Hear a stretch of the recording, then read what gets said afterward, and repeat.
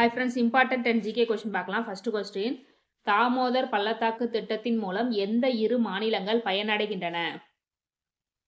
Answer B. மேற்கு வங்காளம் மற்றும் ஜார்க்கண்ட். தாமோதர் பள்ளத்தாக்கு தாமோதர் ஆற்றின் குறுக்கே கட்டப்பட்டுள்ளது. Next question. பக்ரானங்கல் திட்டம் எந்த ஆற்றின் குறுக்கே கட்டப்பட்டுள்ளது? Answer B. சட்லஜ். பக்ரானங்கல் திட்டத்தின் மூலம் பஞ்சாப், ஹரியானா, ராஜஸ்தான் மாநிலங்கள் பயனடைகின்றன. Next question. மேட்டூர் அணை எந்த ஆற்றின் குறுக்கே கட்டப்பட்டுள்ளது? Answer B. காவேரி. மேட்டூர் அணை திட்டத்தின் மூலம் தமிழ்நாடு பயனடைகிறது. Next question. இந்திரா காந்தி கால்வாய் திட்டம் எந்த ஆற்றின் குறுக்கே கட்டப்பட்டுள்ளது?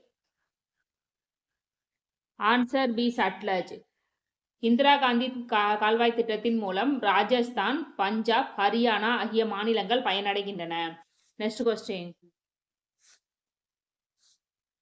சர்தார் சரோவர் திட்டம் எந்த ஆற்றின் குறுக்கே கட்டப்பட்டுள்ளது? Answer B. நர்மதை. சர்தார் சரோவர் திட்டத்தின் மூலம் மத்திய பிரதேசம், மகாராஷ்டிரா, ராஜஸ்தான் ஆகிய மாநிலங்கள் பயனடைகின்றன. Next question. நாகார்ஜுனா சாகர் திட்டம் எந்த ஆற்றின் குறுக்கே கட்டப்பட்டுள்ளது?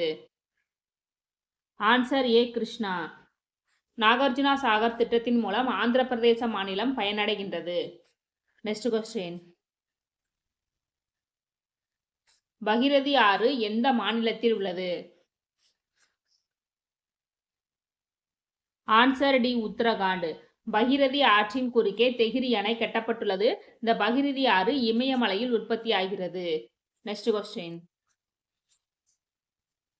துங்கபத்ரா திட்டத்தின் மூலம் பயன்பெறும் மாநிலங்கள்? Answer A. Karnataka, Andhra. Next question. Kosi திட்டத்தின் மூலம் பயன்பெறும் மாநிலங்கள்? Answer D. பீகார், நேபாளம். கோசி ஆற்றின் குறுக்கே இந்த கோசி அணை கட்டப்பட்டுள்ளது. Next question.